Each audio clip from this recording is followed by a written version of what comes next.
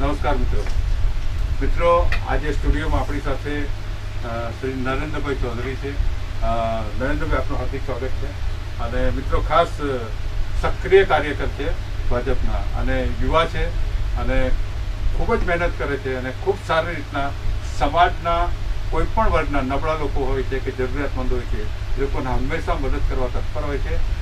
એવા એક સારા એક કાર્યકર જે આપણે કહીએ કે ભાઈ એક નિર્દોષ કામ જે લોકોનું કામ કરે છે એવા નરેન્દ્રભાઈ ચૌધરી આપણી સાથે ઉપસ્થિત છે. તો મિત્રો, આપણે એમને પૂછીએ કે જે સ્થાનિક સ્વરાજ્યની ચૂંટણી છે એની અંદર મિત્રો ખાસ નરેન્દ્રભાઈ બે ત્રણ સમસ્યાઓ છે, આરોગ્યની છે, શિક્ષણની છે, બરાબર, મજૂરોની સમસ્યા છે. એના વિશે આપણે મારે થોડુંક જાણવું છે કે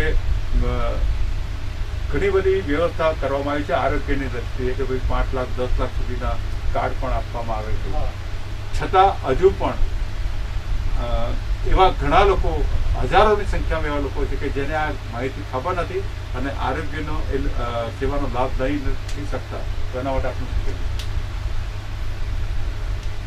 સર્વપ્રથમ તમારે કહેવું છે કે આરોગ્ય વિશે જે બી લિમિટેશન્સ છે એ લિમિટેશન્સ બંધ હોવા જોઈએ. જેમ કે કાર્ડમાં જે 5 લાખની 10 લાખની લિમિટ હોય છે, એક ક્રાઇટેરિયા એ લોકોએ નક્કી કરેલું છે. જ્યાં સુધી આ ક્રાઇટેરિયા રહેશે, માણસ અમુક ઘણી વખતે મેં જોયા છે કે આવા દર્દીઓ હોય જેની જે બીમારી છે એ બહુ, એનો જે ઉપચાર છે એ બહુ મોંઘું હોય અને એનો ક્રાઇટેરિયા પૂરું થઈ જાય પછી એ બિચારો આમ તેમ ભટક્યા કરે છે. કોઈ ટ્રસ્ટ પાસે જાય, કોઈ NGO પાસે જાય. આવી ઘણી ઘટનાઓ બને છે કે કોઈ ઓપરેશન આટલા મોંઘા હોય, કોઈ બીમારી આટલી મોટી હોય. ક્રાઇટેરિયા ગવર્મેન્ટને જે બી આરોગ્યમાં ક્રાઇટેરિયા મૂકેલા છે કાર્ડમાં, મા કાર્ડ હોય કે જે બી હોય, એ ક્રાઇટેરિયા નહીં હોવું જોઈએ. કેમ કે જો તમે ફ્રીમાં અમુક મફતમાં જો આરોગ્ય આપો છો તો પછી ક્રાઇટેરિયા શેના માટે આપો? એનો ઇલાજ આખો ફ્રીમાં કરો ને ગવર્મેન્ટ તરફથી. જ્યાં સુધી આ બધું નહીં થશે ત્યાં સુધી મને નહીં લાગતું કે આરોગ્યમાં કંઈ સુધાર. બીજું કે ઘણી વખતે આપણે જોઈએ છે ગવર્મેન્ટ તો યોજનાઓ સારી લાવે, પણ એને અમલમાં લાવવા માટે એક નાગરિક, એક ડૉક્ટર, એક નર્સ બધાની જવાબદારી બને છે. ગવર્મેન્ટ યોજનાઓ મફતમાં લાવી દે છે આરોગ્ય માટે, પણ ઘણી વખતે આપણે જોઈતા છો આવા વિડીયો વાયરલ થાય છે સિવિલ હોસ્પિટલના કે સ્મીમેર હોસ્પિટલના, જેમાં મોડી રાત્રે કોઈ દર્દીઓ જતા હોય છે.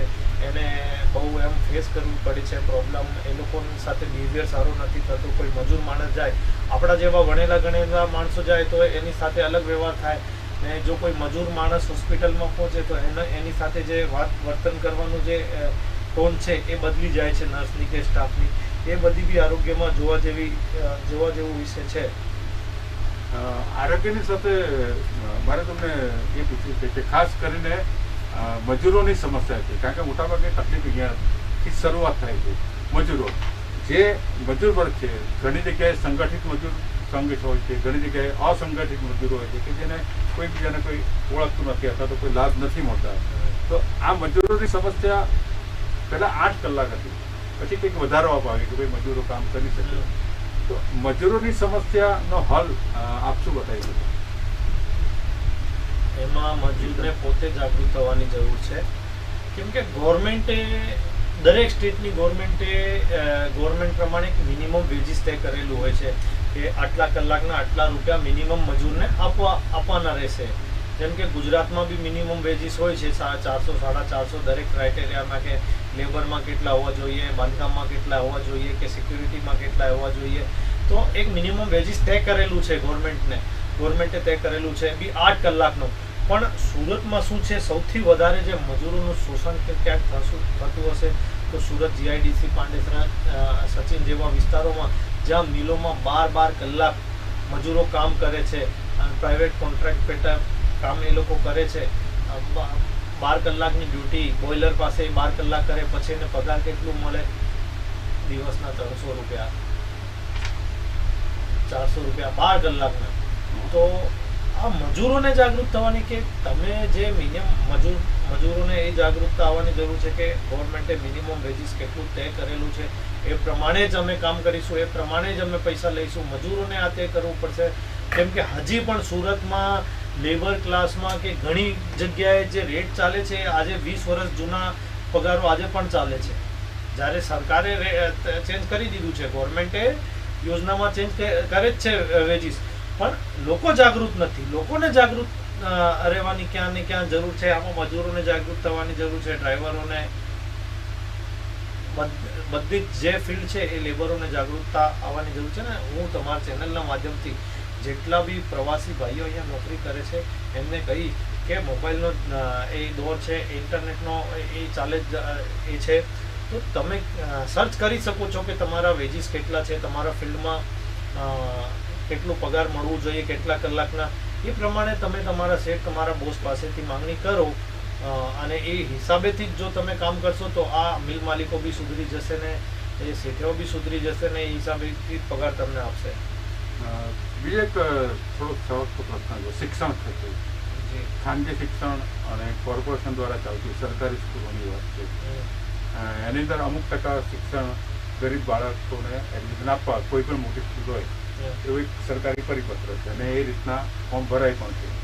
પણ ખાનગી શિક્ષણની અંદર ફીનું સ્તર દિન પ્રતિદિન વધતું જાય છે, પ્રતિ વર્ષ વધતું જાય છે. ફીનું સ્તર વધી રહ્યો છે. બીજું કે ડોનેશન્સ, આ ડોનેશનનું ચલન સુરતમાં બહુ વધારે છે. આમાં બી પેરેન્ટ્સની ભૂલ હું ગણું છું. શેના માટે તમે કોઈ બી ખાનગી સ્કૂલના એડમિશન માટે તરસો છો? આપણા બાળકોને એડમિશન માટે હવે બે વર્ષ પહેલાં મેં સિટી લાઇટ અણુવ્રત દ્વારના પુલના નીચે પેરેન્ટ્સો ભેગા થયા હતા હડતાલ કરવા માટે કે ફીસ વધારી દીધી છે. મેં એમને એ જ કીધું, મેં કીધું તમને શું કામ એ જ સ્કૂલમાં ભણાવવું છે તમારા બાળકને? આપણે માથે ચડાવીએ છીએ. આ પ્રાઇવેટે જે શિક્ષાનું વ્યાપારીકરણ થાય છે ને એ આપણા કારણે થઈ રહ્યો છે. આપણે શિક્ષાના વ્યાપારીકરણનો ભોગ બની રહ્યા છે અને એના ભાગીદાર પણ આપણે જ છીએ. શેના માટે આપણે ભણાવવું છે અગ્રવાલ સ્કૂલમાં? શેના માટે આપણે પેલી એડવેન્ટિસ સ્કૂલમાં ભણાવવું છે કે ઈસાઈ મિશનરી સ્કૂલમાં ભણાવવું છે બાળકને? તમે સરકારી સ્કૂલમાં ભણાવો ને બાળકને, પછી તમે હડતાલ કરો, તમે સરકાર તરફથી માંગ કરો કે સ્કૂલમાં શિક્ષણ સારું નથી કે છે કે નથી. સૌથી વધારે પ્રોત્સાહન આપણે હમણાં તમે નેપાળનું ઉદાહરણ જોયું હશે. નેપાળમાં જે નવું પ્રધાનમંત્રી આવ્યું છે એણે બધી ખાનગી શાળાઓ બંધ કરાવીને જે સરકારી સ્કૂલો પર જોર આપ્યું છે. તો એમ આપણા દેશમાં પણ, ભારતમાં પણ બદલાવની જરૂર છે. હું આપણા ચેનલના માધ્યમથી સુરતના કે આપણા દેશના બધા જ નાગરિકોને કહીશ કે આપણા બાળકોને મોટી સ્કૂલમાં ભણાવવાની જરૂર નથી જેમાં એસી લાગેલી હોય. શિક્ષણ સારું હોય ત્યાં તમે ભણાવો, શિક્ષણ પર જોર આપો. અને આવું હોવું જોઈએ શિક્ષણ બી કે બધી જ જગ્યાએ સરકારી શિક્ષણ હોવું જોઈએ અને ત્યાંના આમ નાગરિક અને ત્યાંના મિનિસ્ટર જે બી લોકલ એમએલએ હોય એનો દીકરો જે હોય કે એના બાળકો હોય એ જ સ્થાનિક સરકારી સ્કૂલમાં ભણે. આવો કોઈ કાયદો આવે ને ત્યારે આ શિક્ષણ બી સુધરી જશે. બીજી એક આપને અત્યારે આજે મતદાનનો શુભ દિવસ છે ત્યારે મારે કહેવું છે કે દરેક પક્ષમાં જ્યારે કોઈ પણ વ્યક્તિને ટિકિટ મળે છે તે ખુશ થઈ જાય છે, નથી મળતી, અથવા તો કોઈ વ્યક્તિને કોઈ મોટો વ્યક્તિ છે એના માણસને ટિકિટ નથી મળતી, તો થોડુંક આંતરિક અંદર કચવાટ હોય છે. ખાસ ભાજપ તો એક શિસ્તબદ્ધ પાર્ટી છે, એટલે જે અસંતોષ છે એ બહાર નથી આવતો, સાયલન્ટ અસંતોષ છે. તો એના માટે આપનું શું કહેવું છે?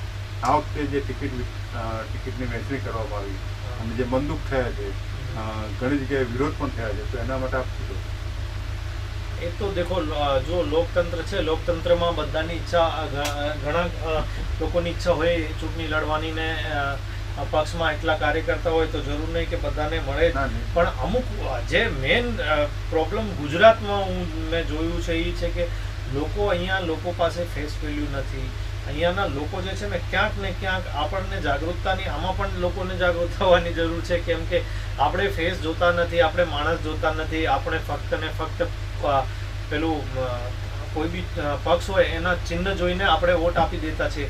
એના કારણે આ બધી લડાઈ ચાલે છે. જો અહીંયાની પબ્લિક ફેસ જોઈને, માણસ જોઈને જ્યારે વોટ આપવાનું શરૂ કરી દેશે, એના પછી જે આ પક્ષકારો છે, ભાજપ હોય, કોંગ્રેસ હોય કે આમ આદમી, બધા જ લોકો સારા માણસને ટિકિટ આપશે. જેનો સારું ફેસ વેલ્યુ હોય, જે ફિલ્ડમાં સારું કામ કરતો હોય એને ટિકિટ આપશે. પણ અત્યારે કોઈ બી સ્ટેટ હોય, જે સ્ટેટમાં જે પક્ષની સરકાર હોય એને ખબર છે કે પબ્લિક મારો પબ્લિક માણસોનું ફેસ જોતી નથી, પબ્લિક સિમ્બોલ જોઈને વોટ આપે છે. એટલે પછી આ લોકો શું કરે, ઘણી વાર હવે અહીંયા ગુજરાતમાં આવું થઈ ગયું કે 30 વર્ષથી એક જ સરકાર છે, તો અહીંયા ફેસ વેલ્યુ માણસની કોઈ છે નહીં, અહીંયા સિમ્બોલિક વેલ્યુ છે, અહીંયા પાર્ટીની વેલ્યુ છે. લોકો કમલ જોઈ છે, લોકોને ખબર નહીં હશે તમારા વિસ્તારમાં કોર્પોરેટર કોણ છે એનું નામ નહીં ખબર હશે, તમારા વિસ્તારનો ધારાસભ્ય કોણ છે એનું નામ પબ્લિકને નહીં ખબર હોય. સુરતમાં 12 ધારાસભ્ય છે, 12 MLA છે વિધાનસભાના સુરતમાં, પણ મને લાગે છે કે 1, 2 કે 3 ધારાસભ્યોના જ નામ સુરતમાં લોકોને ખબર હશે, બાકીના નામ જ નહીં ખબર હશે. કેમ કે અહીંયા ફેસ વેલ્યુ છે જ નહીં. તો પબ્લિકને ક્યાંક ને ક્યાંક જાગૃત થવું જોઈએ કે તમને સારો માણસ કોણ છે, તમારા એરિયામાં કોણ સારું કામ કરે છે, એને તમે વોટ આપો. એને જ્યારે તમે વોટ આપવામાં ચાલુ કરી દેશો ત્યારે આ પક્ષકારો બી સુધરી જશે ને જે બી પક્ષ હોય એ સારા માણસોને ટિકિટ આપશે. ખાસ મારે એક આપણે આગળ જતા એક વાત એ કરવી છે કે ભાઈ ભાજપ અને આપ બંને લોકોએ જાહેર સભાઓ કરી, જંગી રેલીઓ કાઢી. કોંગ્રેસમાં એવી રેલી કે એવી જાહેર સભા કદાચ બહુ ઓછી થઈ હશે. એ લોકોએ વ્યક્તિગત પોતાના વોર્ડમાં જઈને પ્રચાર કર્યો. ખાસ આપની અંદર ગોપાલભાઈ ઇટાલિયા એમણે અહીંયા આવીને પ્રચાર પ્રસાર ઘણો બધો કર્યો. એની સામે ભાજપમાં આપણા મુખ્યમંત્રી માનનીય શ્રી ભૂપેન્દ્રભાઈ આવ્યા, પુરુષોત્તમભાઈ રૂપાલા આવ્યા અને મનસુખભાઈ માંડવિયા આવ્યા. તો આ લોકોએ પણ અહીંયા આવીને પ્રચાર કર્યો. તો એના વિશે આપ શું કહેશો કે આ લોકોએ સુરત સુધી આવવું પડ્યું વોટિંગ પ્રચાર કર્યો? આ તો હવે છેલ્લા 10 વર્ષમાં આ એક ચલન બની ગયું છે. બધી જ જગ્યાએ જ્યારે પણ ઇલેક્શન થાય એકબીજાના સ્ટેટમાંથી આપણે કાર્યકર્તાઓ કે નેતાઓ મોકલતા હોય છે. હમણાં તમે જોયું હશે બંગાળમાં ઇલેક્શન છે એટલે અહીંયાથી નેતાઓ બંગાળમાં પ્રચાર માટે ગયા છે, ને ઘણી વખત ગુજરાતમાં ચૂંટણી હોય તો બહારથી નેતાઓ આવે છે. તો દરેક પાર્ટીના મોટા નેતાઓ એકબીજા સ્ટેટમાં જતા જ હોય છે ચુનાવ પ્રચાર માટે. પણ એ મને લાગે છે કે એમાં કંઈ એ નથી. પબ્લિકને એ બી જોવું જોઈએ કે લોકલ સ્થાનિક તમારો કાર્યકર્તા કેવું છે એના ઉપર ધ્યાન આપવાની જરૂર છે. બાકી બહારના નેતાઓ તો આવ્યા કરે છે, ભલે ભાજપ હોય કે કોંગ્રેસ હોય. હવે CM આવ્યા છે, એમની જાહેર વાત છે કે ભાઈ સુરતમાં ચૂંટણી છે નગરપાલિકાની અને કોઈ સારો ફેસ તો પાર્ટી મોકલે જ છે પ્રચાર માટે. એવી રીતના સેમ આમ આદમી પાર્ટીમાં પણ અત્યારે તમે જોયું હશે ગોપાલ ઇટાલિયા આવ્યા છે ને પહેલાં દિલ્હીથી સંજય સિંહ આવ્યા હતા. એ દરેક લોકો પોતપોતાની પાર્ટીનો ક્યાંક ને ક્યાંક મોટું સારું વજૂદ બને એના માટે પ્રચાર માટે આવતા હોય છે. ચોક્કસ. અને થોડુંક અમારી દ્રષ્ટિએ એવું લાગે કે થોડુંક ડેમેજ કંટ્રોલ કદાચ ક્યાંક થોડું ઘણું હોય તો એ સેટિંગ એટલે થઈ જાય એમ કે ભાઈ અમે તમારી સાથે છીએ એમ. ખાસ મારે બીજી આપણે એક વાત કરવી છે કે ભાઈ મેં આપણે આગળ કહ્યું કે ભાઈ એકબીજાના બંદૂક હોય છે, ઘણી વાર ટિકિટ નથી મળતી તો સાયલેન્ટ વિરોધ થતો હોય છે. પણ મોટાભાગે ભાજપની અંદર એક સારી વસ્તુ એ જોવા મળે કે બૂથ લેવલનું જે કામગીરી આપવામાં આવી છે, દરેક અલગ અલગ બૂથના પેજ પ્રમુખ હોય છે આ બધા બધું. તો આગલા 2 દિવસ જ્યારે ચૂંટણીના પડઘમ બંધ થાય છે પછી વ્યક્તિગત મુલાકાત, વ્યક્તિગત પ્રચાર પ્રસાર થતો હોય છે, સોશિયલ મીડિયા પર થતો હોય છે. તો એ બૂથ લેવલની જ્યારે કામગીરી આવે ને ત્યારે દરેક પ્રશ્નો સોલ્વ થઈ જતા હોય છે એવું મને પોતાને લાગે. તો આપનું શું કહેવું? એ બહુ સારી વસ્તુ છે આપણા માટે. બૂથ લેવલ પર જે બી માઇક્રો પ્લાનિંગ પાર્ટીએ કરી છે એ બહુ સારી પ્લાનિંગ છે ને આ શરૂઆત ભારતીય જનતા પાર્ટીથી જ થયેલી છે અને એમાં બહુ ઘણો ફાયદો પાર્ટીને મળે છે. માઇક્રો પ્લાનિંગમાં શું છે, બૂથ લેવલના અધિકારીઓ હોય છે, એક બૂથ પ્રમુખ હોય છે, એને ખબર હોય છે કે મારા બૂથમાં મારી પાર્ટીમાં કેટલા વોટ છે, કેટલા મત છે. એ પ્રમાણે પાર્ટીને બી પ્લસ પોઈન્ટ છે અને ઘણું બધું એમાં પ્લસ પોઈન્ટ છે.